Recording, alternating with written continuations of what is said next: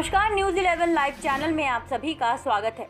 मुजफ्फरपुर जिले में लगातार बढ़ रहे कोरोना संक्रमण को देखते हुए अब राज्य सरकार के द्वारा कल कोरोना के नए नियम को लागू किया जाना है और इसके लिए कई बड़े फैसले लिए गए हैं। बता दें कि आज जिले के व्यवसायियों और जिला प्रशासन की महत्वपूर्ण बैठक में निर्णय लिया गया है कि अब जिले में फल और सब्जियों की दुकानें सुबह से शाम 4 बजे तक ही खुली रहेंगी।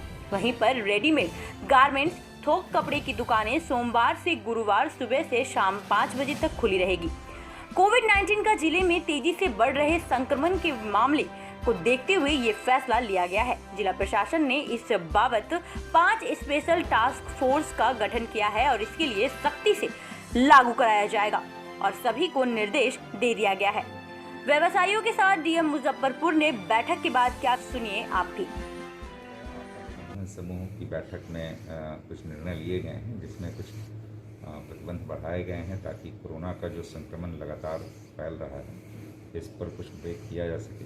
इसको लेकर के जिले में भी सभी दुकानों को 6 बजे के पूर्व बंद करने का आदेश दिया गया है और उसी क्रम में उसकी मोडालिटी तय करने के लिए आज हम लोगों ने एसएसपी, एसपी सिटी, एसडीएम्स दोनों और डीएसपी और इसके साथ साथ जो जिले के विभिन्न जो प्रतिष्ठान हैं, जो व्यवसाय हैं, उसके प्रतिनिधियों के साथ, जिसमें चैम्बर ऑफ कॉमर्स के लोग थे, थोक व्यवसायी संघ, थोक वस्त्र विक्रेता संघ, इस तरह से अन्य फुटकर विक्रेता संघ के जो प्रतिनिधि थे उनके साथ विचार विमर्श करके सामूहिक रूप से यह निर्णय लिया गया है कि जिले में जो फल, सब्जी इत्यादि की जो दुकानें हैं, ये दुकानें सुबह से लेकर के शाम के 4 बजे तक संचालित होंगी और इसके अतिरिक्त जो वस्त्र, रेडीमेड वस्त्र, थोक वस्त्र की दुकानें हैं वो सोम, मंगल, बुध, बृहस्पति 4 दिनों में तक चलेंगी और इसमें खरीद बिक्री का काम 5 बजे तक ही होगा। अंततः 6 बजे के पूर्व इन्हें दुकानें अपनी बंद करनी हैं। इससे अतिरिक्त सभी cinema hall, shopping mall, stadium, gym, park एवं उद्यान वगैरह को बंद कर दिया गया है और रात के 9 बजे से सुबह 5 बजे तक नाइट कर्फ्यू लगा रहेगा। जो रेस्टोरेंट्स या ढाबा संचालित हैं उसमें भी बैठकर खाना प्रतिबंधित किया गया है। होम डिलीवरी और टेक अवे सर्विस का संचालन चलता रहेगा, उसमें कोई दिक्कत नहीं है। इसी तरह हम लोग दुकानों को भी विभिन्न जो सामग्री की दुकानें हैं उनको भी अलग अलग हम लोग स्टैगर कर रहे हैं और आवश्यकता पड़ने पर हम लोग आगे भी डिसीजंस लेंगे। तत्काल इन डिसीजंस का पालन सुनिश्चित कराने के लिए हम लोगों ने जो भी व्यवसायी संघ के प्रतिनिधि हैं उनसे अपील की है और इसके अतिरिक्त हम लोग 5 स्पेशल टास्क फोर्स भी बना रहे हैं जिनके द्वारा इसका अनुपालन सुनिश्चित कराया जाएगा।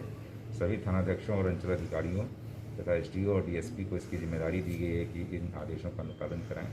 नगर आयुक्त, नगर निगम को निर्देश दिया गया है कि इस जो व्यवस्था हम लोग सुनिश्चित करने जा रहे हैं इसका व्यापक प्रचार प्रसार माइकिंग के माध्यम से कराया जाए ताकि इसका अनुपालन सुनिश्चित हो जाए और सामूहिक प्रयास से जो कोरोना का संक्रमण का फैलाव हो रहा है उसको हम लोग रोकने में सफल हो सके।